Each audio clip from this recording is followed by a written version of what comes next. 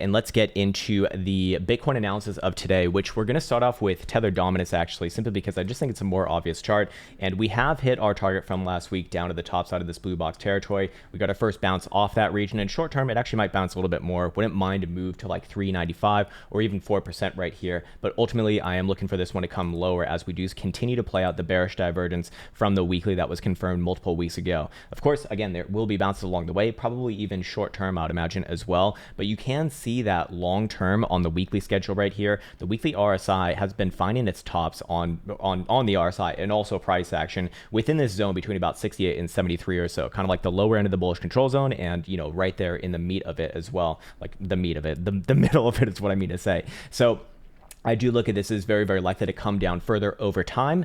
But again, I do suspect that we're probably setting up for a bounce, maybe after one more slight push lower to 360 even at the 0.5 Fibonacci retracement right here. Ultimately, however, I will actually be extending downside targets on this one. Very, very, very, very likely somewhere around about 330 to 3.25 right here, and potentially lower than that over time as well. But for right now, kind of what I'm looking on out on this one, and the reason why I'm even bringing it up is because it correlates very, very well with Bitcoin price action, is something like this and then comes down, and this is going to be like the big area to me right here.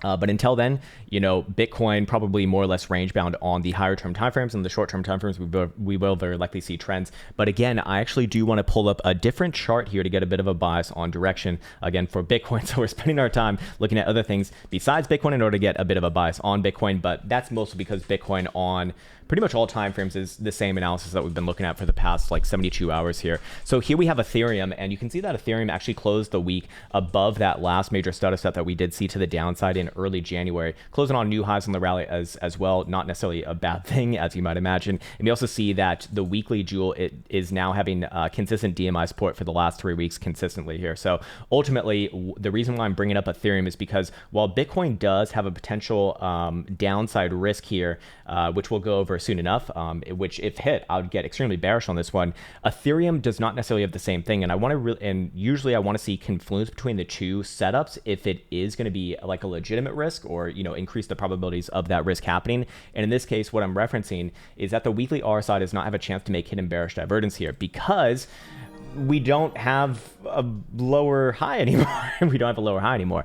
Or sorry, I mean, we potentially do have a lower high, but the last high was way back on over here at about 46, or basically above $4,000. So in this case, this would not be consistent with what we do see on Bitcoin. So let's go scoot over to Bitcoin right now as we do fly back to this one. And we got a new weekly closure, obviously last night. And here would be essentially the bearish setup that I'd be looking at if it were to happen. Now, I want to once again reiterate my stance. I actually am leaning against this happening, but if this were to happen, I would immediately get very, very bearish. And we start to talk about targets, not just back down to $40,000, but very likely below $40,000, probably into the mid 30s and maybe even lower than that over time. And it would be this, the weekly right here. If we do see any sort of a higher term time frame closure, that means a daily or above below last week's low, which is 44,245 on the Bitcoin index right here. Yes, this will do several things. It would, one, confirm a local high, which would be a lower high in a series of of a couple lower highs right there. And it also naturally confirm hidden bearish divergence between this point that we saw in late December on that last move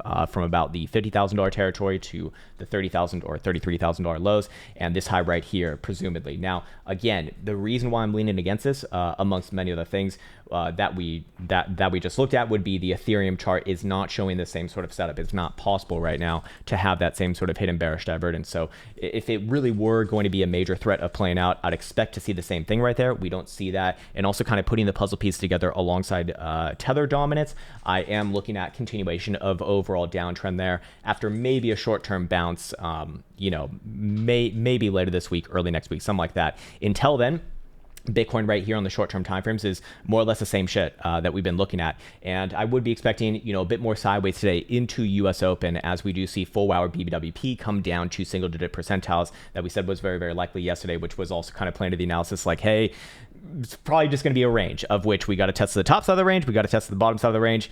It's the same shit, in this case, it is starting to look a lot more juicy for an actual range breakout on the short and medium term time frame. So now that I look at it from this angle, I actually do think that that we could very easily see resolution sometime today around US market open. I think at latest probably Tuesday around US market close. So this very likely is going to be coiling up for a pretty big move right here. The reason why I say that is because the downside trigger for that confirming a weekly lower high is, somewhat relatively close, all things considered. Again, that would be with a higher term time frame closure below about 44,200 in this case. Even on the short term time frames right here, we got a pretty obvious range going on. It's the same thing actually as yesterday, with about 47,000 bucks to the upside versus about 45.5 to the downside. The same chart that we've been working off of for the last basically week is still working right here. So that's really all that I have to add on to that. You also know that it has natural fib areas here as well. So ultimately, I'm still looking for those to kind of get play, and I would still be looking at those as range resolutions. Here's the thing, though. I would still refrain from calling major upside continuation until that's the door over there. I think the wind's like pushing it through. Probably should actually close it. Anyways, I would now move down my criteria for major upside continuation with targets above $50,000 in the following week or two to $51,000 to $52,000. No longer would I be waiting for, I think it was 48,200 or so, 48,000 and change. I would now actually move that resolution point down to essentially where we saw yesterday's high at 47,500. A couple of reasons for that. One, because it would resolve the short-term time frame range right here on your 4-hour time frames and less. So very likely another test back around 48,250. But then there would be a bit of a domino of effects from that, as we would see momentum oscillators on, some respectable time frames here once again turn to the upside. So in this case, we do see daily stochastic momentum will actually turn up with any sort of a closure today above 47.4. That's going to be at 8 p.m. Eastern time or 00 UTC. In this case, obviously, if that short-term condition is met, that would, insinuate that is going to be met as well. So you'd have short-term time frame range and medium-term time frame range being resolved to the upside, plus higher-term time frame, trend still in that in the upside direction, and you'd once again see momentum turn to the upside from that region. Also on presumably expanding volatility, because we're, of course, very, very low right now. So ultimately, that would be a pretty damn good setup for a general break higher. In this case, I would be looking at a couple things here. We'd have a technical target out of this consolidation pointed up at around $52,000. Also in line with the two-spotted Fibonacci extension right here. So good confluence on that one. And if we do want to take it one step further, we can pull it out right here. And we can see that that'd be directly in line with basically Bitcoin's last major meltdown regions that we saw from late December in this case. I don't think I actually have it marked off in this chart, but I should mark it off on, or I guess I do, just it's very, very small right there. Anyways, that's essentially what I'd be looking at right there. And then also, if we were to take a Fibonacci retracement from the whole range, this whole move to the downside that we saw from $69,000 all-time high, or current all-time high, I should say, to $33,000 low, that'd also be in line with the 0.5 Fibonacci extension. So I do like that region. By the way, for clarity's sake, we are actually at the 382 right now, or kind of consolidating right around that region. So these are essentially the pain points that I'd be looking at for Bitcoin to play out some, decent pullbacks, maybe even major reversals. Obviously, I think that reversal at the 382 is rather unlikely right here, but if it were to happen, that would insinuate that there is a very, very, very, very strong trend to the downside, and we're probably going to see back down to January, February lows again if Bitcoin does initiate that validation for major downside reversal. Again, I don't think that that's as likely to happen, but if that does happen, that's essentially what it kind of mean. The 0.5 and 618, I would be looking for greater pullbacks from. That is mostly based off of the open interest over here, of which we did see extreme levels hit last week on that rally up to basically the current high of this rally, where there was about 14.5 billion on open interest. So that represents leverage positions, and that essentially, historically has meant big pullbacks essentially off of, major local highs kind of confirmed with that sort of criteria also present as well. So to put it in perspective, we saw about the same levels of open interest, last time was in December when Bitcoin was trading at $51,000 to $52,000. In fact, it was even higher by about almost 1 full billion right there. To put that into even more perspective, we got about the same open interest levels that we saw in April of last year when Bitcoin was trading above 60 or at 65,000 bucks. So, we're kind of reaching extremes at a relatively low price compared to that. So Bitcoin very likely is setting up for a pretty major pullback. On average, we've seen this in the past, about 20%, maybe even more. But I do suspect that pullback comes from higher. So again, it really depends where Bitcoin initiates that pullback from, whether it be the $51,000 or $52,000 region or $56,000 right here. Obviously, if it comes from higher, then probably going to pull back a little bit less, respectively. But in this case, obviously need to actually wait for that to happen until then. Other than that, should I go over lower term time frame stochastic momentum? I suppose that we could do that really, really quickly. We can see that the 12-hour is also pivoted around $46,000. And I should actually check out CME, because CME's signals on Monday especially are a lot more efficacious. And this one's actually nosediving right here. We'll turn up above 47.8 though. So that is very, very close to the top side of the medium term time frame range highs. Again, insinuating like major continuation from there. 6 hours already turning up at above 44,500 bucks or so. 4 hour is probably going to be up as well. Yep, vertical above 45. 3 hour is going to be showing vertical above 46.2, so kind of there right now actually, and hourly is going to be, I'm going to guess down below about 46,700 or so. So again, very, very, very, very likely to trade sideways, still within this range until US market open a little bit later. But I would say that any sort of even like a 4 hour closure above basically our weekend highs right there on a closing base at 47,000 bucks, and very, very likely we will see the top side of this area tested yet again and play out the old LARP lines right there, the good old LARP lines, right? By the same token, below 45,500, that would be the first major warning flag, but I would not say that would be a full-on confirmation of the major reversal. I'd just be looking for another, $1,000 to $1,500 continuation move down to about 44 to 44 and a half base right here. Any sort of a higher term time frame closure below there, however, would do it for me. Other than that, do we want to go over the volatility versus momentum chart yet again?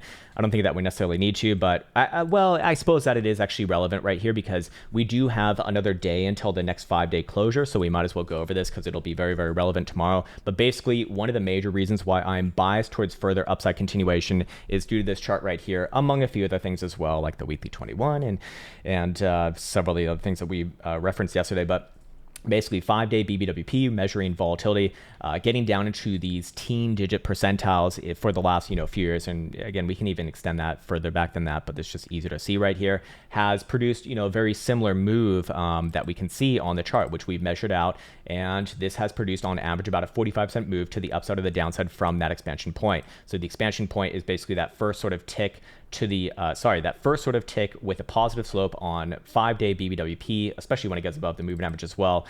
And then that typically takes from that expansion point to the next major high or low an average of about 40, a little bit above 40 days to be fair. Anyways, for right now, we've obviously already gotten that tick above and are now above in the moving average on it. So I am looking at this as very, very likely to have that expansion phase over this next, 40 days or so, let's say. And I am biased towards seeing this to the upside, mostly due to the 5-day stochastic momentum over here, of which, the direction of the 5-day stochastic momentum has actually gotten it 100% accurate in the last few years here, going back to 2020 actually. So in this case, anytime that we've seen it down alongside that volatility expansion, that's been your downside moves, and same thing to the upside right here and down again right here. Reason why I'm calling this out is because we're once again seeing it to the upside and also fresh again into the bullish control zone here. And we can also forecast the price needed for Bitcoin to remain, or sorry, the 5-day stochastic momentum to remain to the upside. That'd be 39,200 or so. Obviously, that number is going to change coming into tomorrow night's closure and probably go a little bit higher. But for right now, we can forecast, relevant targets to the upside and the downside based upon that historical data. To the upside, $56,000, very much relevant, which is confluent, obviously, with technical targets that we had from our charts over here. Didn't even talk about the ascending triangle target, but yeah, it's up there as well, as is 618, as we referenced right here. Blah, blah, blah, blah. You get where I'm going with this.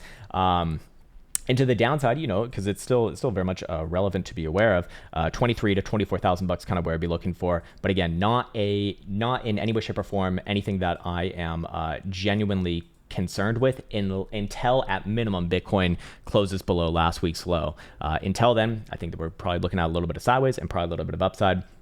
And I think that's pretty much it for me on this one. Other than that, we don't need to go over the damn silver cross again, but another reason why I'd be generally biased towards the upside. I just think it's very interesting to look at the historical results of this, going back to the genesis of CME specifically, where we can see that except for one outlier, which was the Rona dump in March 2020, all of these silver crosses on daily CME have been having fall through for at minimum like a month, and even that's kind of on the lower side. Realistically, multiple months, like 3 months is kind of the average for these ones. Especially in more recent times. And we just got the silver cross to the upside actually just a few days ago, or I guess just a few days ago on the 30th of March, right? 30th to 31st of March. So it would be a little bit uncharacteristic for it to just kind of fall through right here. Generally speaking, for those reasons, among a few other things as well, is why I'm, looking up into the right here, probably over the next month or so. So hopefully that was helpful. And there you go for Bitcoin, sirs and zers.